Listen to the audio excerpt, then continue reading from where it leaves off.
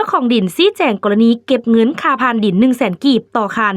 วันที่ 31 ตุลาคม 2025เกิดมีเหตุการณ์ปะทะคารมกันระหว่างเจ้าของรถกับเจ้าของดินเหตุเกิดอยู่เส้นทางบ้านนาอูมหาโพ้นสะอาดเมืองเพียงแขวงสยบุรีซึ่งจุดดังกล่าวเส้นทางเปเพและมีรถค้าตันทางเจ้าของดินเลยเปิดทางเว้นให้และมีการเก็บเงินค่าผ่านทางทุกคัน 100,000 กีบต่อคันต่อครั้ง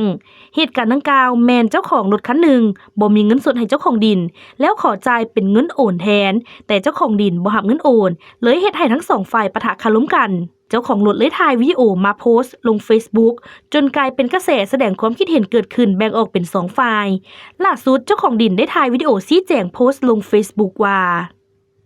บาวบุญนำเด้อเดี๋ยวพอเดี๋ยวนี้นะเนาะ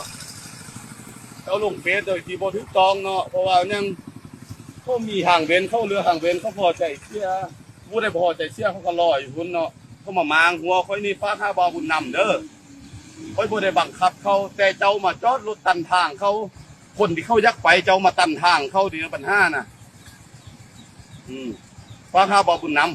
ำฟ้าข้าบาวบุญนำเนาะคนยักขึ้นมานี่เขาพร้อมใจเนาะต้องเสียเนาะเนี่ยพอรถติดไล่เนาะแล้วเขายักเบื่อบานเนาะปลาสดเขายักเบื่อบานแล้วพ่อขึ้นนี่เนาะพ่อขึ้นนี่เนาะจะเป็นแต่เพื่อนหัวให้เขาเจ้าเนาะพอเมียเขาเพื่อนลูกก็มีเนาะป้าข้าปลาบุญนำเด้คนเจ็บมาแต่ให้เพื่อนหัวให้เนาะอาทิตย์มีคนมามางหัวเนาะก็เป็นติดเด้อ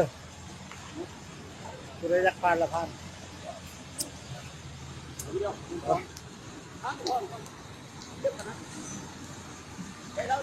ภายหลังได้เห็นเหตุผลทั้งสองฝ่ายทานมีความคิดเห็นแล้วใดต่อเหตุการณ์ดังกล่าวนี้และภาคส่วนเกี่ยวข้องจะมีการเข้าไปกวดการและแก้ไขในโดยตืมถ้ามีข้อมูลเพิ่มเติมทางเราจะนำมาเสนอให้รับทราบภายหลัง